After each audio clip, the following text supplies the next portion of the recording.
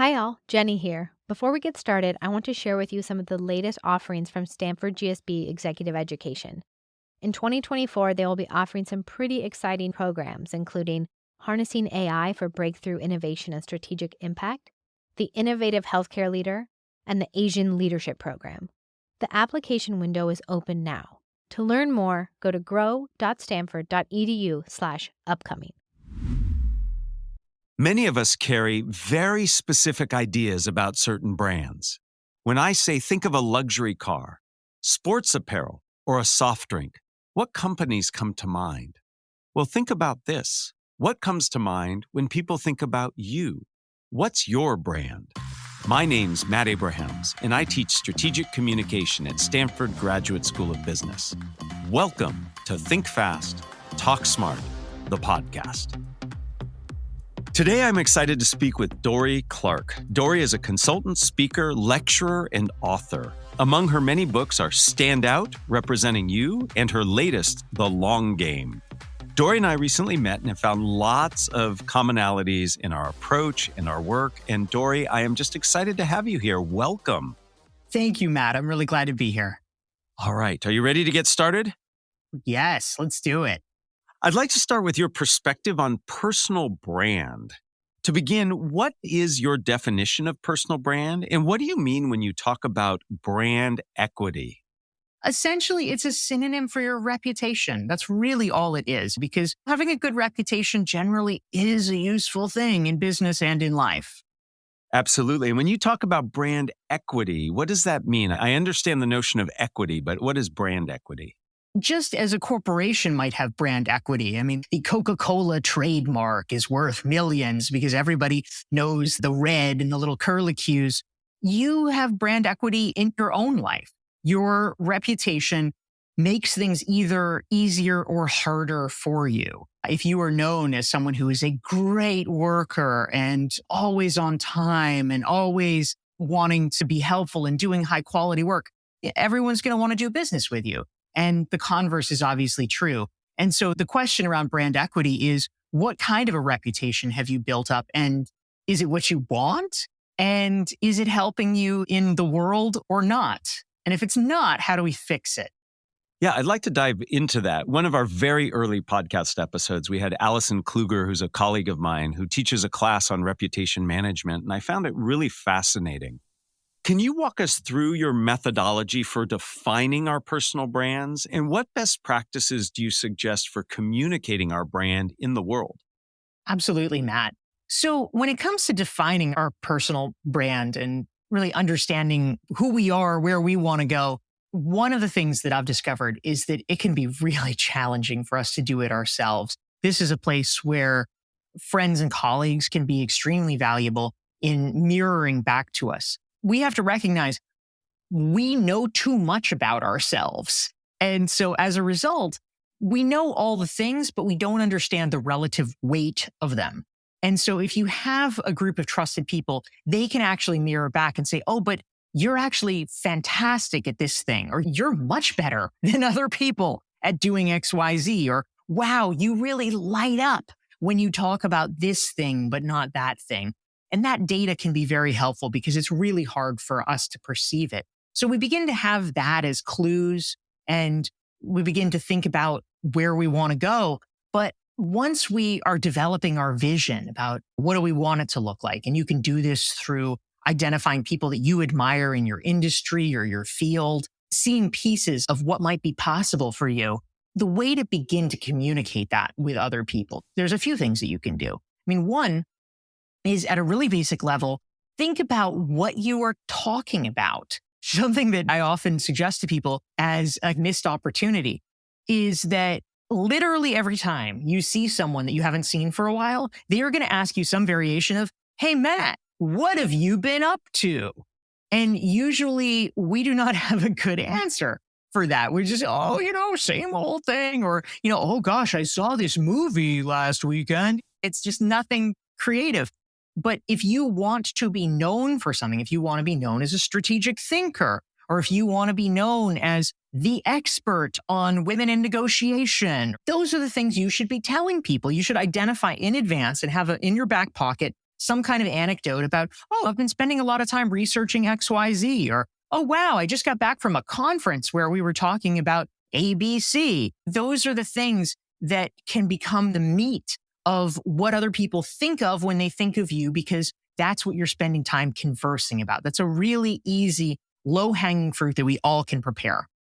And it fits very nicely with my whole approach to these types of spontaneous speaking, where you actually can do some preparation in advance so that when these things come up, you're ready to go. So you should be thinking about, what are the things that are important to me? How can I package up the things that I'm passionate about and where I want to go next? I love that advice. And I love the methodology, the way in which we can really ascertain how people see us, not by just looking internally ourselves, but by asking others. That's very helpful. I know you and I share a passion for strategic communication. I'm curious to get your thoughts on how we best establish strategies for our careers, where we see ourselves now and where we see ourselves going.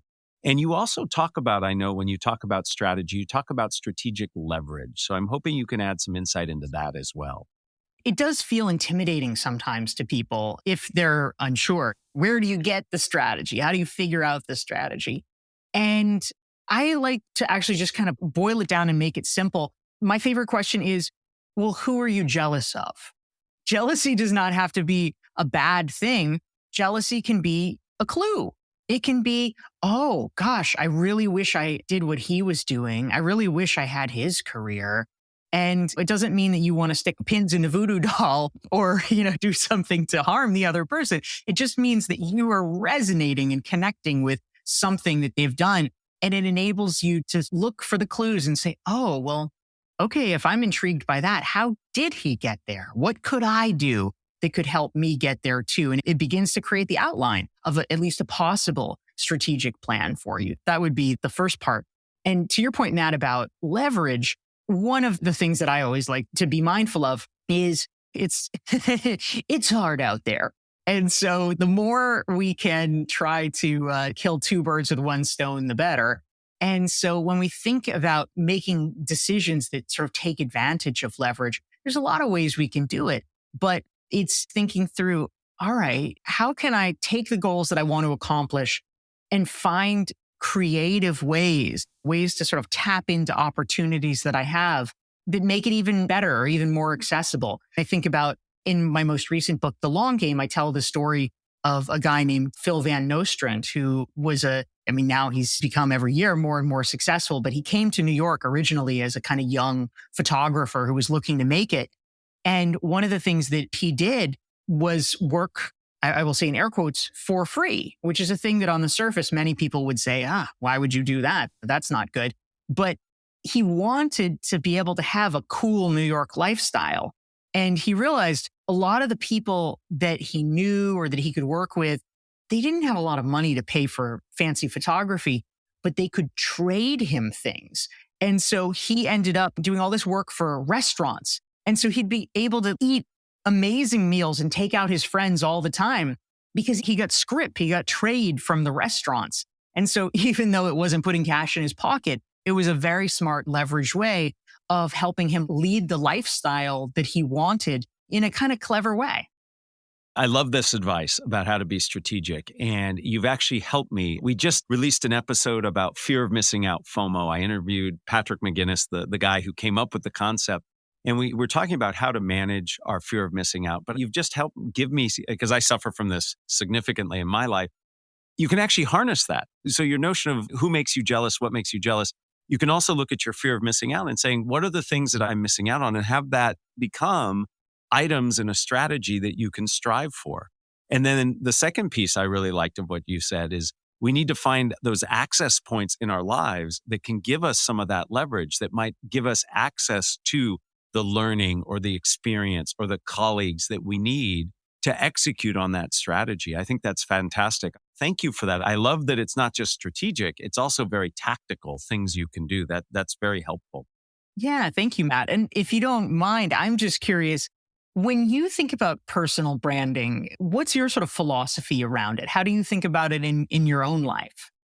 For me, personal branding is really about how you communicate who you are to the world. And when I think about myself, and what I try to communicate. I'm fundamentally somebody who is very curious, and I'm very curious about communication. So in everything I do, I try to learn about communication, but I also try to bring out learnings in other people. And so I'm constantly asking questions. I'm constantly trying to put myself in situations where I can learn more and to help others learn more. So to me, what helps me in my own personal brand is I have a guiding principle, curiosity, and a guiding passion about communication. And that's what helps me make the decisions I make in my career. Yeah, I love that. That's a great response. Thank you. You're an advocate of becoming an expert in whatever you do. In fact, you've developed an entire methodology and community around this idea. Why is being an expert so important? And can you share some nuggets from that methodology about how to develop our own expertise?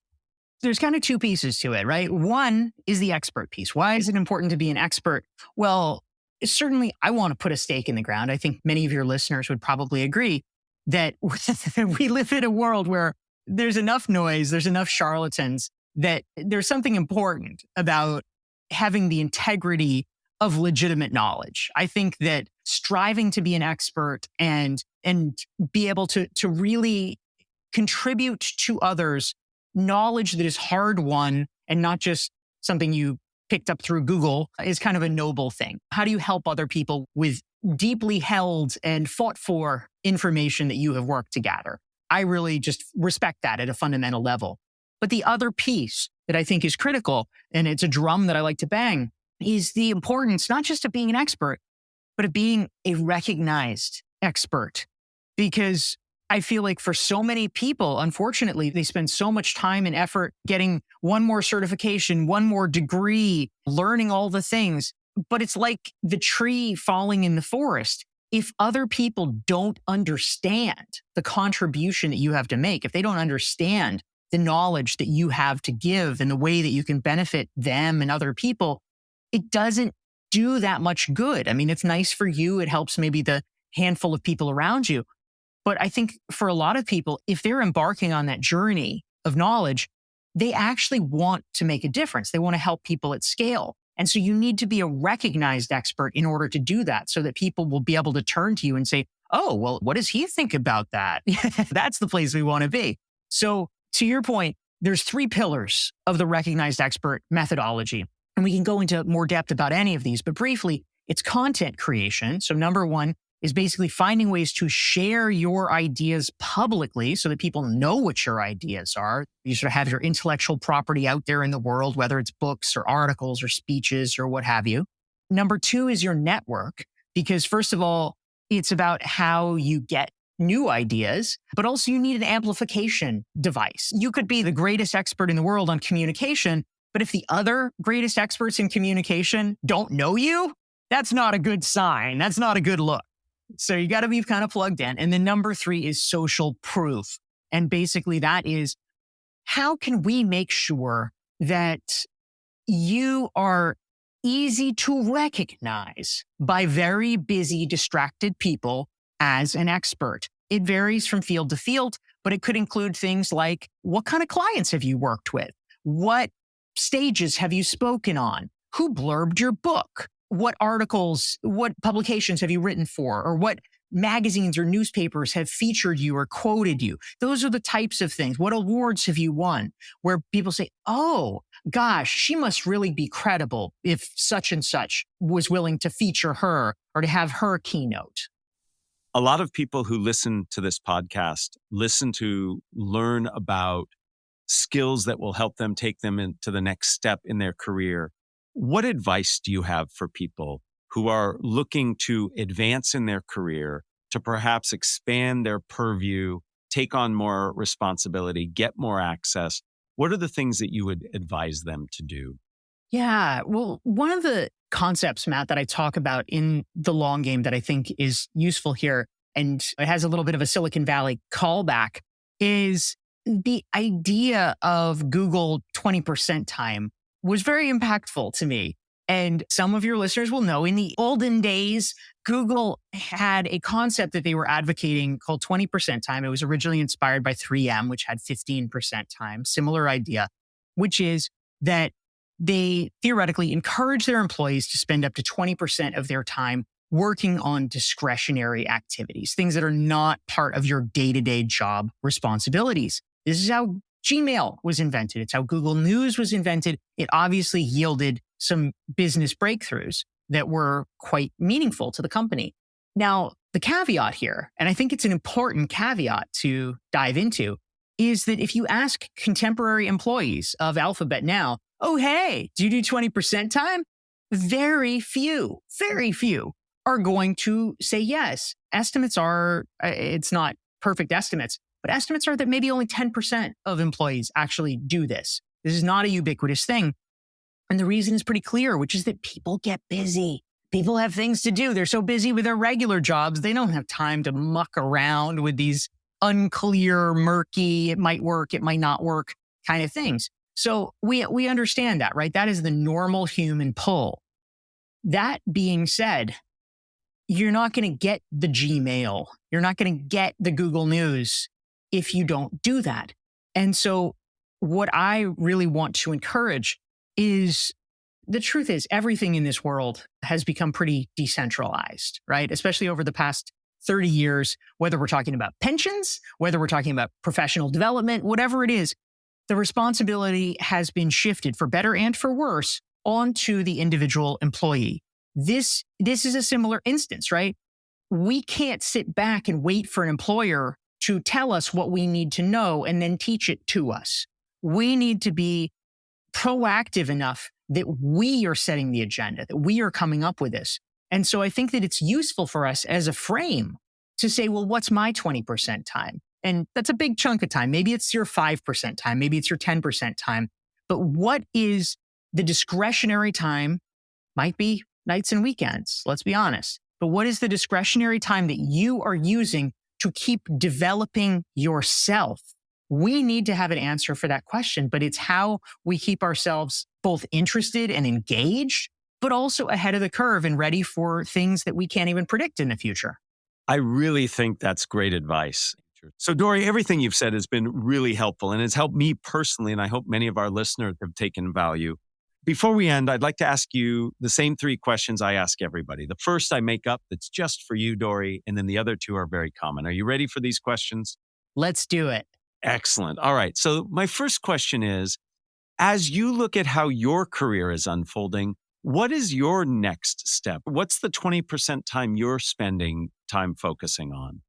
Well, I can answer that a couple of ways, Matt. One thing that I've been pursuing since 2016, so I've been working pretty assiduously for the past 7 years on it, is learning to write musical theater. That is something that I have been working toward. I created a goal that over a 10-year period, I wanted to write a show that made it to Broadway. So we're on the path. We'll see. We'll see how I do. It's not directly relevant per se to my regular career, but it is something that has been a fantastic learning opportunity and has exposed me to a lot of new people, a lot of new ideas and worlds. So that's great.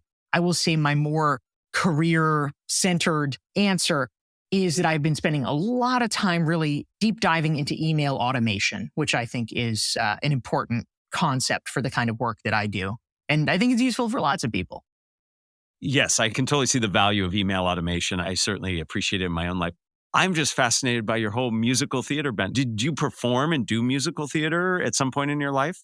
No. This is all relatively new. I was not a musical theater kid. I grew up in a little town in North Carolina where my school was so small, we didn't even have a theater program. So no, I had to figure all this out later on. Well, that's cool. And I can see how many of your skills that you bring in terms of being very methodical, having a strategy, and the creativity you bring to the work that you do. I can see why it would be attractive. Let me ask question number 2. Who is a communicator that you admire and why? Yeah. So when it comes to communicators that are fantastic, there's a lot that we can say. I will pick a sort of classic one, which is Barack Obama. And I love him mostly because he is just so calm. He's a calm communicator. And as, of course, you know and talk about, everybody has their kind of style that they lean into. And there's some people where that's not what they're optimizing for. They're looking for something totally different. But personally, I think that if you are a world leader and if you are running a nuclear power that is brushing up against other nuclear powers, being calm and finding ways to kind of de-escalate is a good skill to have. Certainly an amazing communicator and somebody who many people admire for sure. Let me ask you the final question. What are the first 3 ingredients that go into a successful communication recipe? Yes. So we get our milk and our sugar and our eggs.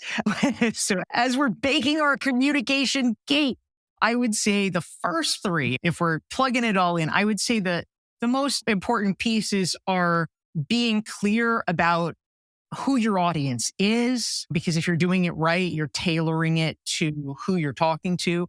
It's number 2, asking the question, what do they need from you? What is the goal? So really sort of understanding what is it you're trying to do and trying to accomplish in that moment.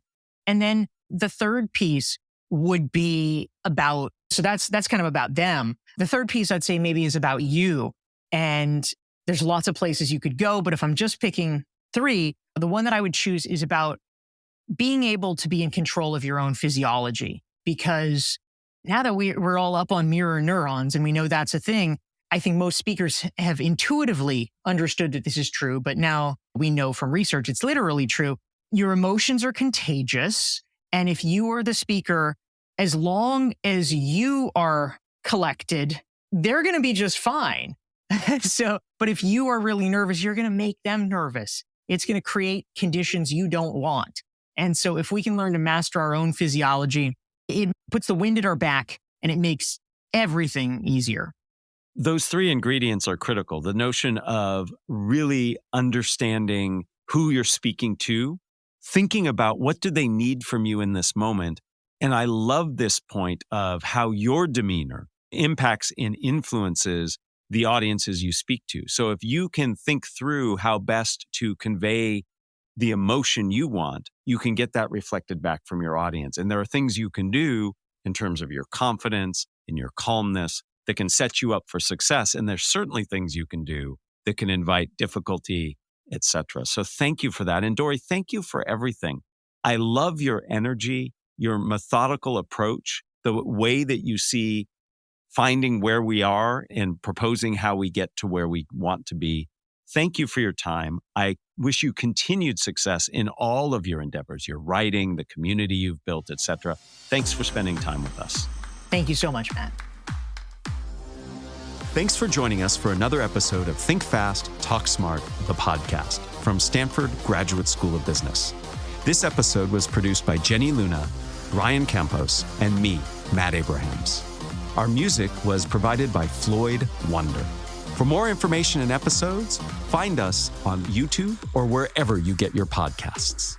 Thank you, and please make sure to subscribe and follow us on LinkedIn.